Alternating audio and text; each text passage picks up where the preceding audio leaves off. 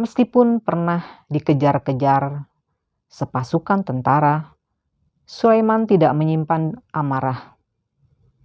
Mungkin lantaran dia cukup beruntung tidak mengalami penangkapan, penyiksaan, pemenjaraan, atau kerja paksa di Pulau Kemaro, kamp tahanan di tengah Sungai Musi. Juga tidak ada kode ET pada KTP-nya.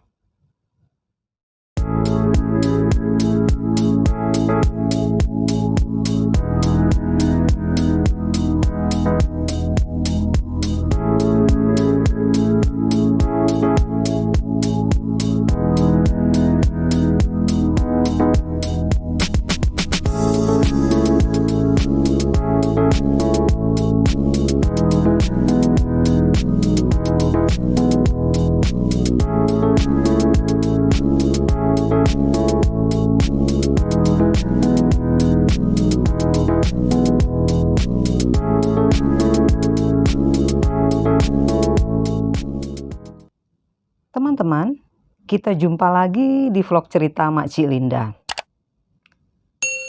Kalian sering mendengar cerita fiksi tentang manusia kelelawar yang mengisap darah manusia atau Dracula yang suka mengisap darah manusia. Tetapi yang Makcik akan ceritakan ini adalah praktik-praktik ritual darah dalam peradaban manusia. Jadi bukan hanya dalam cerita fiksi. Cerita Makcik ini pernah dimuat di Kumparan Plus, yaitu sebuah rubrik premium di media daring kumparan.com. Makcik akan membacakan cerita Makcik ini dalam 2 episode, yaitu episode ke-7 dan episode ke-8. Ritual darah dalam agama dan kekuasaan. Kak Mongol dulu menyembah setan.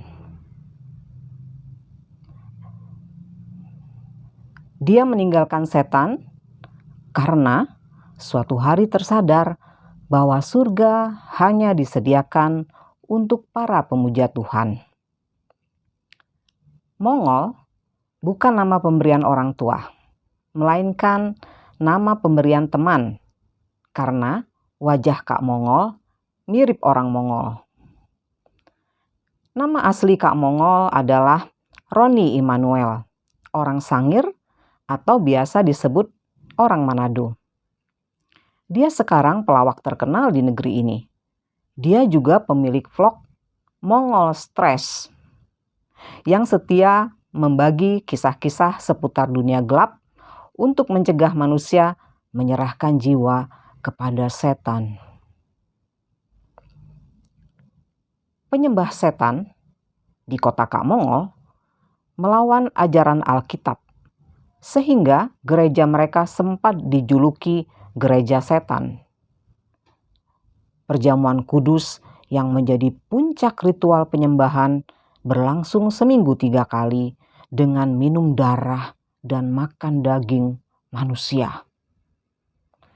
Perjamuan ini diikuti para pemimpin sekte, termasuk Kak Mongol. Mereka tidak membunuh manusia untuk dimakan, melainkan menyantap mayat bayi korban aborsi. Kak Mongol sering kebagian jari. Trauma makan jari bayi mati membuatnya tidak sanggup lagi makan ceker ayam ketika sudah hengkang dari sekte tersebut. Berdasarkan pengakuannya, praktik pemujaan setan di Indonesia mengalami musibah besar sejak klinik-klinik aborsi ilegal digeledah dan dibubarkan polisi. Kaum penyembah setan kehilangan pemasok sampah organik untuk upacara suci mereka. Tidak hanya penyembah setan melaksanakan ritual darah. Para penguasa di masa silam memimpin ritual ini. Sebut saja 2 raja besar dan terkenal dalam sejarah Nusantara.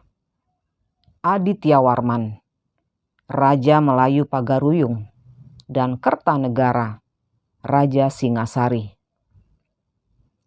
Adityawarman mempraktikkan Vajrayana atau Tantrayana, yaitu ajaran Buddha Shiva. Patung raksasa penitisan sang raja yang dinamai Bhairawa memperlihatkan sosoknya berdiri di atas tengkorak-tengkorak manusia dengan tangan kiri memegang mangkuk dari tengkorak untuk menampung darah manusia dan tangan kanan menggenggam sebilah pisau sembelih. Patung ikonik tersebut ada di Museum Nasional Jakarta. Minum darah dan makan daging manusia merupakan inti dari upacara ritual mamsa dalam ajaran agama Tantrayana. Tentu kita pernah membaca buku atau mendengar tentang kerajaan Singasari dan raja terakhirnya yang tersohor itu, Sri Maharaja Kertanegara, sang pemersatu Nusantara di abad ke-13, sosok anti-imperialisme dan anti-kolonialisme timur atau anti-dinasti Yuan.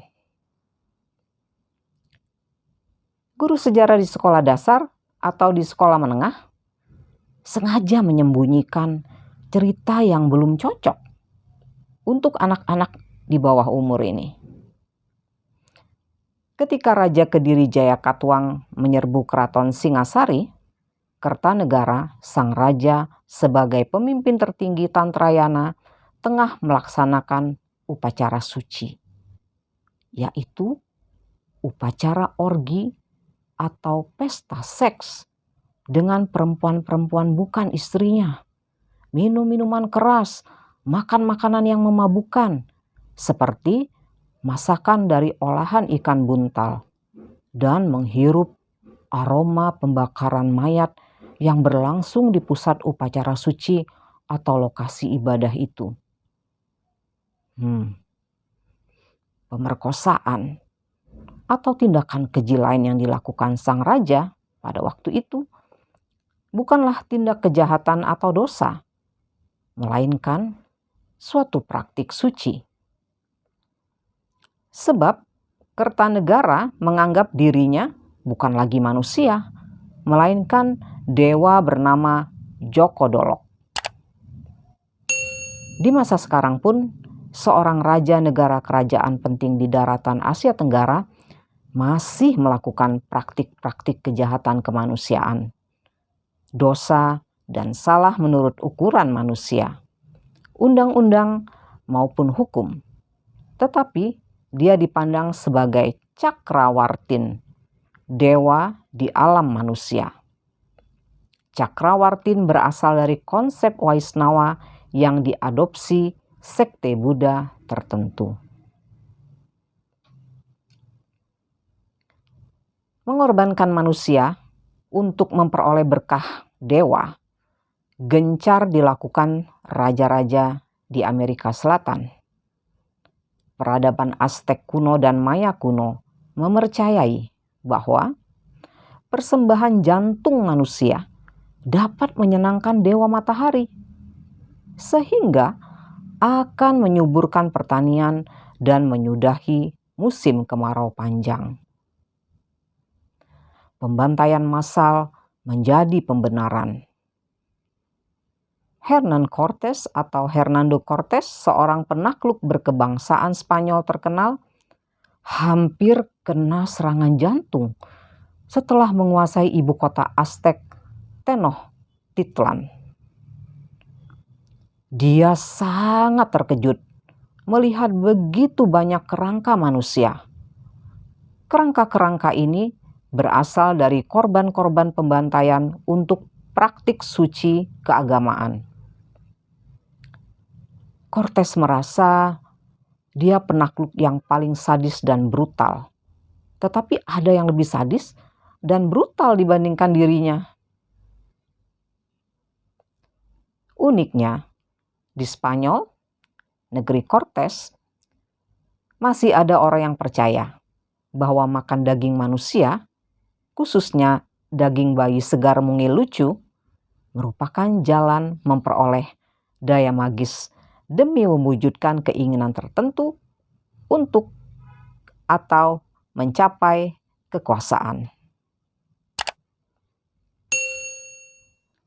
Kebiasaan makan daging bayi, bukan yang sudah berupa mayat seperti dikisahkan Kak Mongol, telah berlangsung di kalangan tertentu di Indonesia. Bayi-bayi itu didapat dengan cara membeli dari jaringan perdagangan manusia, khususnya perdagangan anak. Di Manado misalnya, bayi yang baru lahir pernah dijual dengan kisaran harga antara 80 juta rupiah sampai 120 juta rupiah hanya untuk dimakan. Di Taiwan, daging-daging bayi dijual untuk menjadi menu restoran dengan pemesanan khusus. Mahalnya daging bayi menunjukkan pembelinya memiliki banyak uang. Manusia memakan manusia tidak asing dalam cerita-cerita film.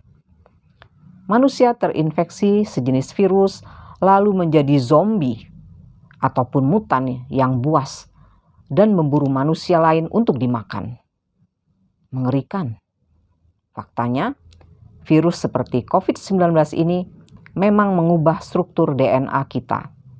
Percobaan-percobaan genetika terhadap manusia masih terus berlangsung, termasuk menginfeksi manusia dengan virus agar menjadi manusia super. Percobaan yang berhasil menjadi rahasia negara pelaksana. Percobaan yang gagal menjadikan kita korban dari uji coba tidak bertanggung jawab. Secara etika, percobaan terhadap manusia ini terlarang karena akan menghancurkan seluruh ras Homo sapiens selama-lamanya.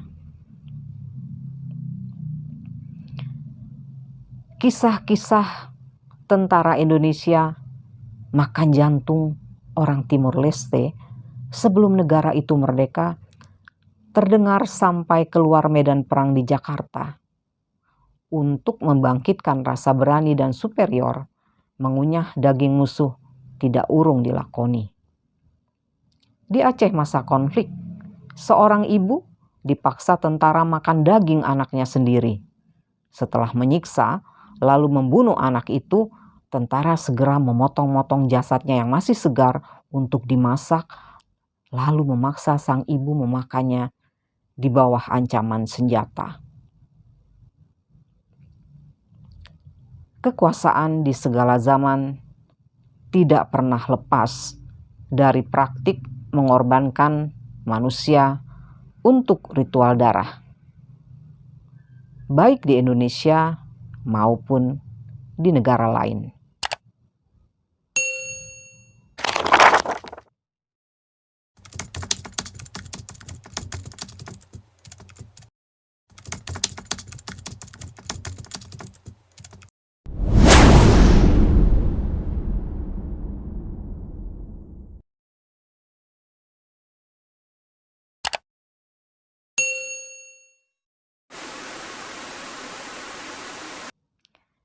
Sebagian pemimpin politik di Indonesia mempraktikkan dan mempercayai ritual jahat ini dengan penuh keyakinan.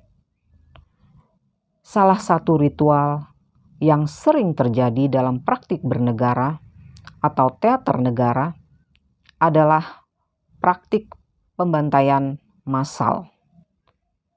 Dalam kepercayaan bangsa Indonesia, dari dulu sampai sekarang, tiap bencana besar atau musibah besar ditafsirkan sebagai pertanda era baru.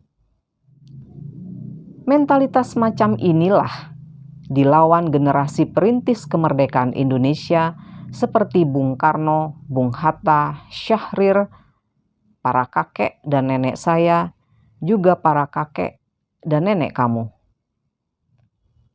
Banyak alasan pemicu pembunuhan manusia di dunia ini. tetapi pembenarannya terkadang ada pada kitab suci. Merampas tanah, membunuh, membantai, dan mengebom orang-orang Palestina semata-mata dengan keyakinan untuk menjalankan perintah Tuhan, yaitu menggenapi rencana Tuhan yang pada puncaknya akan memunculkan Mesias atau juru selamat dari genangan darah.